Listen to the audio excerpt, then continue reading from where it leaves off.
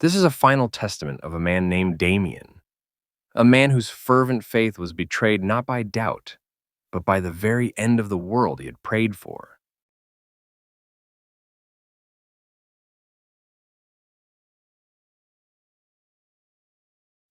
Damien was a devout Catholic waiting his entire life for the rapture.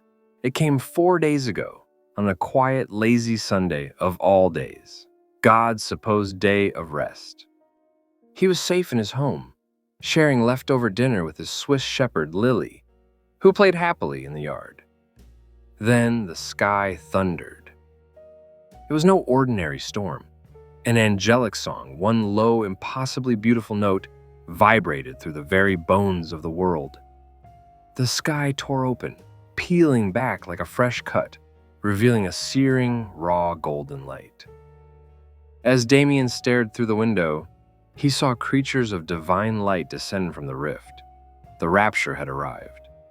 But as one of the golden beings aimed for his garden, fear, not faith, gripped him. "Inside, now!" he screamed to Lily, a loyal dog whose ears were already pinned back in terror. Lily scrambled inside, and Damien slammed the door shut, locking out the blinding, godlike radiance. He was left behind. The house shook with the low, beautiful drone of the celestial choir. Soon, pieces of the world began to leave. He felt it, a pulling and ascending, as his neighbors were plucked from the streets. He heard a woman praising Jesus, followed by a scream of anguish, then silence. A terrifying, resounding silence beneath the choir's hum. Damien, the lifelong believer who never cried, wept uncontrollably that night. His face wet with tears and Lily's comforting licks. He knew then, in his soul, this was not the work of the God he had worshipped. His dog was terrified, and Lily knew better. The next morning, the hum persisted, then a knock. 3 faint, perfect knocks.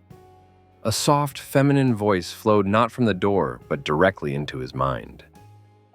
"The end is here. Come now, your Creator awaits." It was a voice of pure, seductive calmness, urging him to open the door. His fingers grazed the doorknob. He was drawn, mesmerized. But Lily barked, a sharp, startling sound that cut through the divine harmony, anchoring Damien back to earth. He stepped back.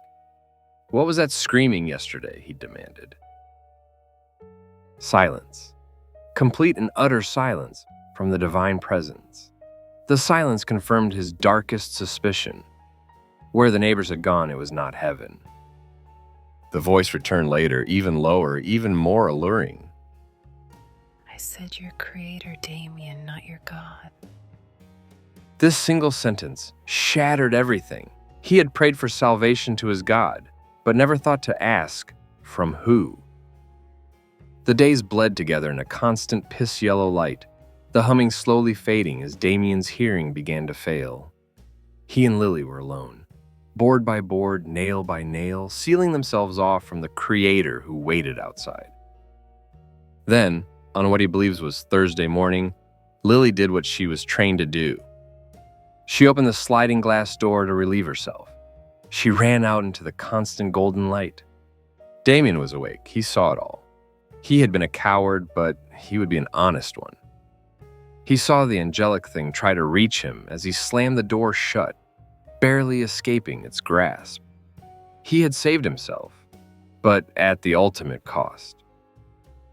Now he sits deaf and alone, the end of days hum barely perceptible. The golden figure waits outside his window. It is done hiding its intentions. It waits for him to join his dearest Lily, to be absorbed into its greatness, to satiate its hunger.